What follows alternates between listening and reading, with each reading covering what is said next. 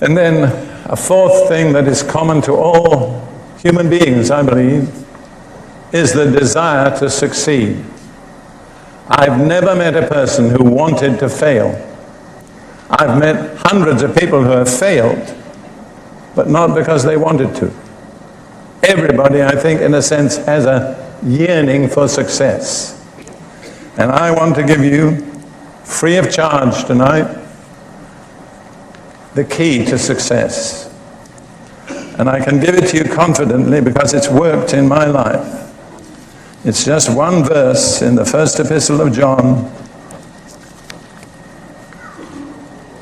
chapter 2 and verse 17. It's a very simple verse.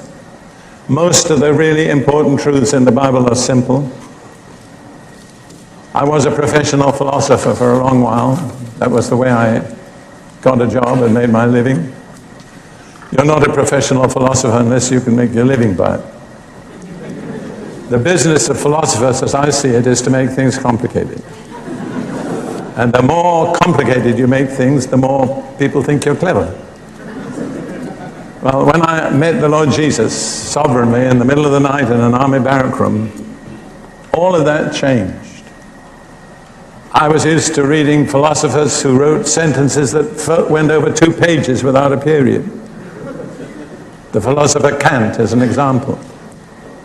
What impressed me about the Bible was it was so simple, so down to earth. And I realized there's a different kind of wisdom that doesn't make things complicated. I think sometimes we make things complicated because we don't want to face the truth. The truth is too clear, too powerful, too cogent. Anyhow, here is my simple recipe for success. And I make no charge. You can have it the way I got it, for free. Freely I receive, freely I give. But I want to tell you, it's worked in my life. 1 John 2:17. The world is passing away and the lust of it, but he who does the will of God abides forever.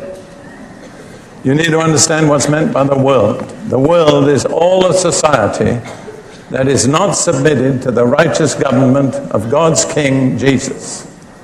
The world can be very religious, very intellectual, even in a way very moral, but they are not submitted to the kingship of Jesus. And they seem good, but you begin to speak to those people, those moral, religious people, about a personal, unreserved commitment to Jesus, and something rises up in them, the old rebel. And you discover that beneath all the morality, there's rebellion. So we have to learn what it is to live in a different way. That's the way the world lives. It's not all evil. It can be moral. It can be really quite good in its own way, but it is not submitted to the lordship of Jesus.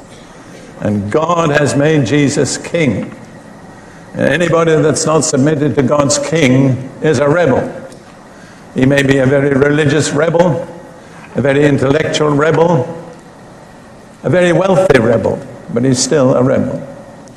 And that whole system that rejects the government of Jesus is passing away. It's on the way out.